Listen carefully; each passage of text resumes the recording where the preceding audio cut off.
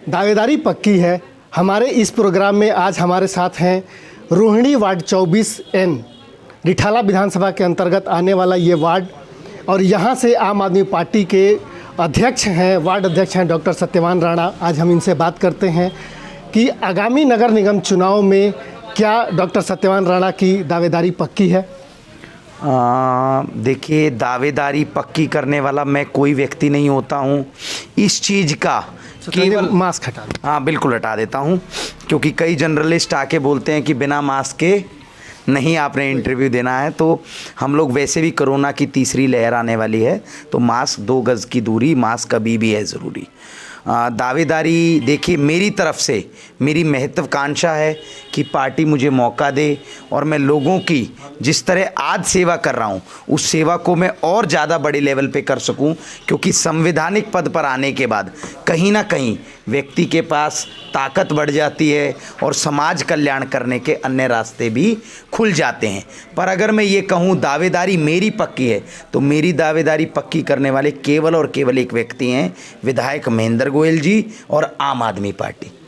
अगर आम आदमी पार्टी मौका देगी तो मैं उसको दोनों हाथों से स्वीकार करूंगा और नतमस्तक होकर स्वीकार करूंगा।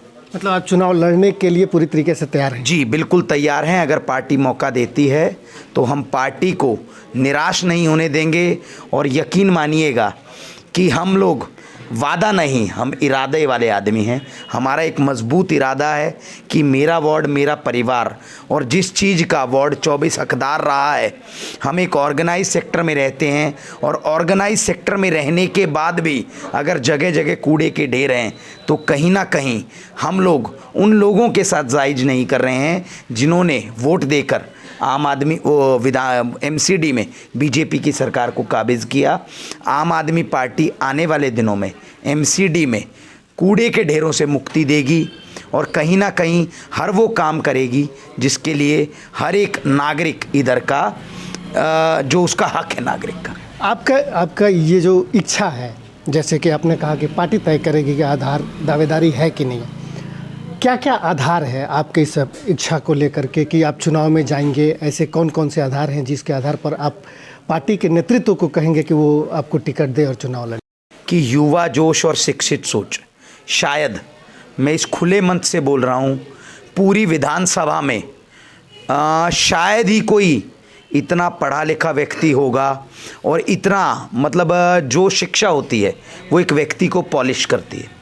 और मैं पेशे से डॉक्टर हूँ और मैंने लॉ भी किया हुआ है। साथ ही साथ पिछले 4 वर्षों से मैंने पार्टी और वार्ड की सेवा की है। और एक बात का यकीन मानिएगा, अपने किसी भी व्यक्तिगत स्वार्थ से परे हटकर मैंने लोगों की सेवा की है। और अगर आप वाकई में समाज का कल्याण करना चाहते हैं तो आपके अपने व्यक्तिगत स्वार्थ को छोड़कर और केवल समाज कल्याण की सोच रखनी चाहिए। और वही सोच हमारी रही है पिछले 4 सालों में। वार्ड 24 के अंदर अपने इस वार्ड में, चाहे वो शिक्षा से रिलेटेड कोई काम हो, चाहे स्वास्थ्य से, देखिए पॉलिसी सरकारें बनाती हैं पर उनको जो इम्प्लीमेंट करता है व्यक्ति, मैंने कोशिश की है अपने 100% देने की और हर उस पॉलिसी को इम्प्लीमेंट किया है जो सरकार ने हमें बना के दी है, जो हमारे माननीय विधायक जी का आदेश रहा है। और मैं लोगों से पर्सनली कनेक्टेड हूँ और कहीं ना कहीं मुझे यकीन है कि पार्टी इस बार एक साफ छवि के व्यक्ति को इस वार्ड में उम्मीदवार के तौर पे भेजेगी, और जिसको कि वार्ड दोनों हाथों से स्वीकारेगा और आम आदमी पार्टी की इस बार नगर निगम में सरकार बनना तय है। अच्छा, एक चीज़ और बताइए कि आप संगठन के प्रति, ये तो आपने बताया कि आम आदमी पार्टी की जो दिल्ली सरकार है उसकी जो योजनाएं हैं आपने उसकी बात की, आम आदमी पार्टी संगठन जो है उसमें आपकी दावेदारी कैसे हो? आपके ऐसी क्या योगदान रहा जिसको लेकर के आप ये कहें कि मैंने संगठन को मजबूत करने के लिए ये काम किया है और ये भी एक मेरा एक आधार हो सकता है? देखिए, संगठन की जहाँ तक आप बात करते हैं तो वार्ड का मैं अध्यक्ष हूँ। कहीं पिछले चुनाव में विधायक जी की जीत इस बात का बहुत बड़ा सबूत है कि हमने संगठन पे के ज़मीनी स्तर पर काम किया है। जब 2018 में मैं पार्टी का अध्यक्ष बना, उस समय में और आज में पार्टी के ग्राफ में दिन रात का अंतर है। और मैं हर एक व्यक्ति को जितने भी मेरे कार्यकर्ता साथी हैं, मेरी एक सोच रही है कि हर कार्यकर्ता साथी को अपने साथ लेकर चलें और उनका विश्वास हम जीतें।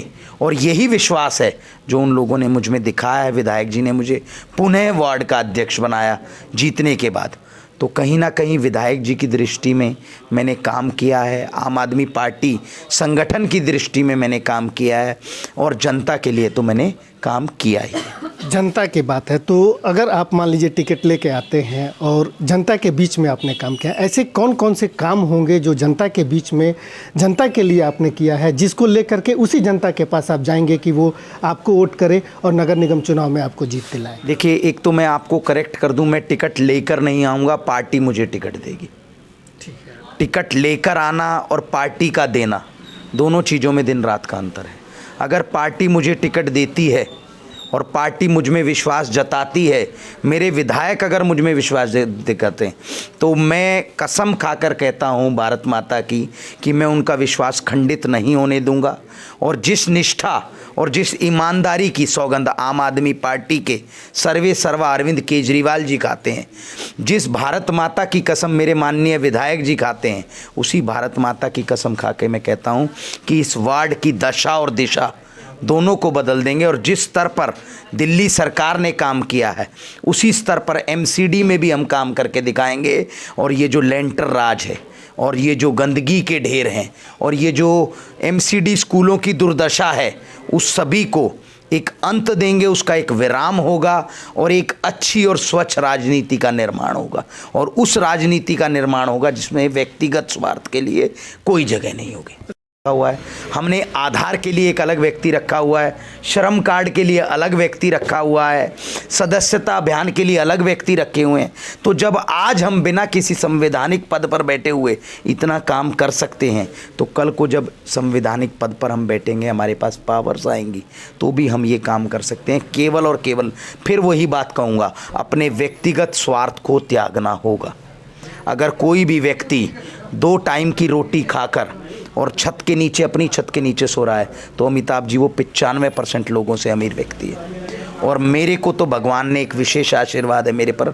मैं आपके चैनल के माध्यम से यकीन दिलाता हूँ कि अगर मैं निगम में आम आदमी पार्टी मुझे मौका देती है, तो आप इस इंटरव्यू को संभाल के रखिएगा। अगर कोई भी व्यक्ति एक नए पैसे का भी आरोप लेंटर के नाम पर हम पर लगा देगा, तो मैं उसी दिन अपनी त्यागपत्र तैयार रखूँगा। हमें किसी भी व्यक्ति की, किसी भी गरीब व्यक्ति के मेहनत की कमाई में से एक फूटी कौड़ी नहीं चाहिए। और ईश्वर हमें सक्षम बनाए रखे, हम अपने खर्चे ऐसे ही चलाते रहेंगे। ईश्वर देने वाला बने, हम काम करने वाले बने रहें। अब एक अंतिम सवाल ये है कि इस बार नगर निगम चुनाव में आप लोग किस मुद्दे को लेकर जाने वाले हैं? दिल्ली सरकार ने जो दिल्ली में काम किया है उस मुद्दे को लेकर के, या नगर निगम में जो एमसीडी पर भ्रष्टाचार का आरोप है जो आम आदमी पार्टी लगाते रही है, इसको लेकर के पहला मुद्दा क्या? पहली चीज़ तो हम आरोप नहीं लगा रहे हैं। हमने जितनी भी बार नगर निगम में बीजेपी की सरकार को भ्रष्टाचारी कहा है, उतनी बार सबूत दिए हैं। चाहे वो 2,500 करोड़ के कॉम्पैक्टर का मामला, लेकिन जांच तो नहीं हुई ना अभी तक। देखिए, जांच करने वाले वो लोग हैं सेंटर में, केंद्र सरकार में। हमारा 3 टायर सिस्टम है। केंद्र में बीजेपी की सरकार, दिल्ली में हमारी सरकार, और एमसीडी में फिर बीजेपी की सरकार। पुलिस हमारे पास है नहीं, एलजी हमारे साहब के अंडर है पुलिस। तो कहीं ना कहीं हम अगर चाहें भी तो निष्पक्ष जांच नहीं करा सकते हैं। तो आप एक बार हमें मौका दीजिए। हमें जो 2 टायर सरकार होगी, जो एमसीडी में नीचे हमारी सरकार होगी, और दिल्ली सरकार जो है उसमें भी हमारी सरकार होगी, तो हम दशा और दिशा दोनों बदल देंगे। और केवल आरोप भर नहीं है कि एमसीडी भ्रष्ट है। आप एक गली में घूमते हुए बच्चे से भी पूछेंगे अगर कि क्या एमसीडी भ्रष्ट है, लोग बाग परेशान हो चुके हैं। चाहे वो लिबर्टी सिनेमा वाली बिल्डिंग बेचने वाला मामला हो, चाहे 2,500 करोड़ के कॉम्पैक्टर का मामला हो, चाहे मुफ्तखोरी में राशन बेचने वाला मामला रहा हो, एमसीडी ने जहां देखो कि चुनाव में टिकट जो है वो आपको न दे करके किसी और को देती है। आपका अगला कदम क्या होगा अगर संगठन आपको ये मानती है कि चलो आपको हम और समय देते हैं? आपका क्या कदम होगा अगर आप चुनाव में नहीं भेजती है पार्टी तो? देखिए, संगठन और विधायक जी मेरे लिए सर्वोपरि हैं। आम आदमी पार्टी हमारी माँ है। और अगर कोई भी व्यक्ति अपने विधायक का, अपनी पार्टी के किसी भी आदेश की अवहेलना करता है तो मैं उसे पार्टी के लायक नहीं समझता। मैं इस तरह की किसी भी, मेरे मन में कोई दुविधा नहीं है किसी भी प्रकार की। मेरे को इच्छा है चुनाव लड़ने की, पर ये केवल और केवल फैसला संगठन और माननीय विधायक महेंद्र गोयल जी का होगा। वो मेरी झोली में जो भी डालेंगे मैं उसको दोनों हाथ से स्वीकार करूंगा और मैं पार्टी का और संगठन का एक अटूट सिपाही हूँ। चाहे पार्टी टिकट किसी को भी दे, मैं पार्टी के साथ खड़ा हूँ और पार्टी की विचारधारा के साथ खड़ा हूँ। और जो नेतृत्व होता है वो अरविंद केजरीवाल जी का और माननीय विधायक, मैं किसी भी नेतृत्व, जो हमारी पार्टी के आला अधिकारी जो भी आदेश करेंगे वो मेरे लिए सर माथे पर रहेगा।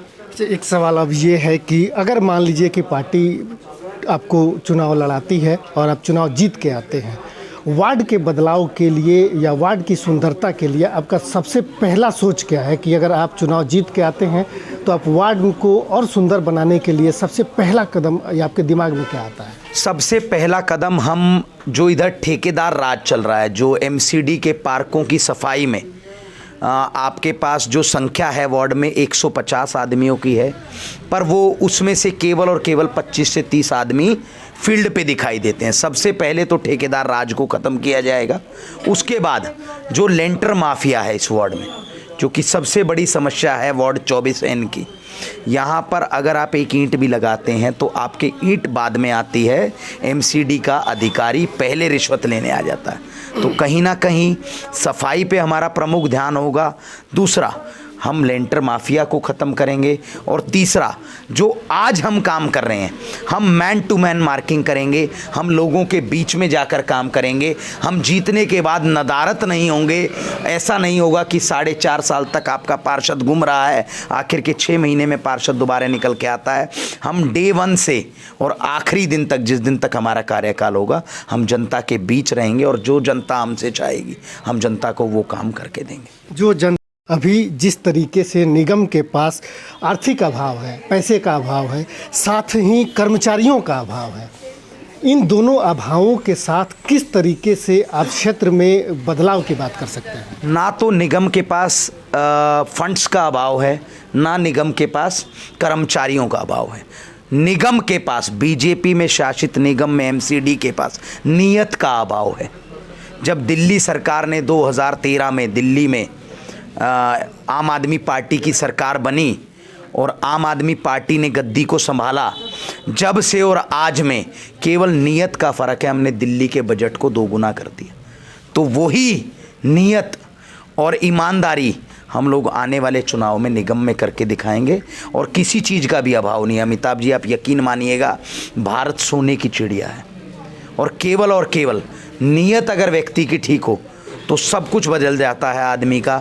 आपने वो सुना होगा कि नज़र बदलिए नज़ारे बदल जाते हैं, किनारे भंवर बदलिए किनारे बदल जाते हैं।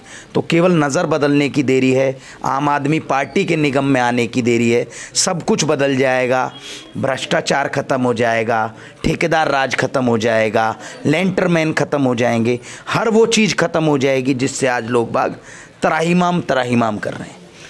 लेंटर राज खत्म हो जाएगा कैसे? एक नगर निगम चुनाव जीतने के बाद एक निगम पार्षद की अपने खर्च भी होते हैं, उसे निगम की ओर से सिर्फ यहाँ से सिविक सेंटर तक जाने तक का एक भत्ता मिलता है, वो भी 350 और 400 के नीचे ही मिलता है। ऐसे में उसके अपने खर्च होते हैं, अपने लोगों के भी खर्च होते हैं, एक बड़ा खर्च भी उसको वहन करना होता है। जिस लेंटर राज की आप बात करते हैं, जिसका आरोप लगते रहा है, अगर वह बंद होता है तो निगम पार्षद के जो अपने खर्च हैं वो अपने खर्चों को कैसे चलाएं? देखिए, मैं ईश्वर का इसमें बहुत बड़ा ही योगदान मानता हूँ।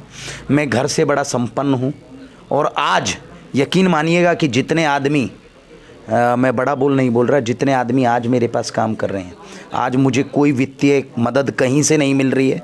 पार्टी के नाम पर आज हमारे पास 12 से 15 कर्मचारी अपने हैं हमारे इस ऑफिस में।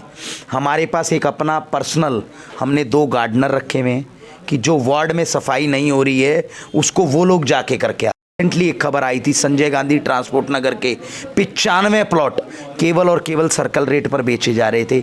ये घोटाला होने जा रहा था, पर आम आदमी पार्टी के आला नेतृत्व ने इसको उजागर किया और उस नीलामी को कैंसिल कर दिया गया।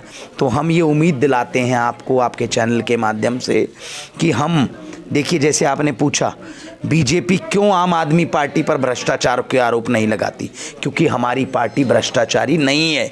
और बीजेपी और आम आदमी पार्टी के आरोप लगाने से कुछ नहीं होता। बीजेपी ने जनता ने आरोप लगाए हैं। बीजेपी ने कहा जल बोर्ड में घोटाला हुआ है, बीजेपी ने कहा डीटीसी में घोटाला हुआ है, लेकिन जांच में तक चीजें नहीं क्यों नहीं पहुंची जांच तक, जब सब कुछ उनके पास है। जब हमारे एक सीएम साहब के ऊपर 27 बार इनकम टैक्स की रेड पड़ चुकी है, सीएजी का एक कंबाइंड एजेंसी होती है जिसमें जीएसटी भी होता है, इनकम टैक्स भी होता है, सेल्स टैक्स भी होता है, उनकी रेड पड़ चुकी है। और जब उनको कुछ नहीं मिला, चाहे सत्येंद्र जैन हो, चाहे गोपाल राय हो, इन्होंने हमारे हर आला जो नेता हैं उनके ऊपर इस तरह की रेड पड़वाई हैं। और कहीं ना कहीं यकीन मानिएगा, शीशे पर अगर पानी होता है तो वो बिल्कुल साफ दिखाई देता है। हमारी सरकार शीशे की तरह साफ सरकार है। और यही चीज़ें हैं कि दिल्ली में हमें दूसरी बार मौका दिया दिल्ली ने, और 90% बहुमत दिया। 90% बहुमत बातों से नहीं आता, आरोपों से नहीं आता। और आप देखिएगा आने वाले निगम के चुनाव में भी हम लोग 90% बहुमत से दिल्ली का सफाया करने जा रहे हैं। ठीक है, बहुत धन्यवाद। तो ये थे डॉक्टर सत्यवान राणा वार्ड 24 से, जो यहाँ से इन्होंने कहा कि दावेदारी तो नहीं है, इच्छा ज़रूर है। दावेदारी, इनकी इच्छा को पार्टी कितनी पूरी करती है यह तो आने वाले समय में पता चलेगा, लेकिन तैयारी पूरी है। लगातार संगठन के नाम पर और अपने व्यक्तिगत आधार पर भी लोगों के बीच में है, जनसंपर्क में है, काम कर रहे हैं और लोगों के बीच में जाकर के अपनी पहचान को और बेहतर से बेहतर करने की कोशिश कर रहे हैं।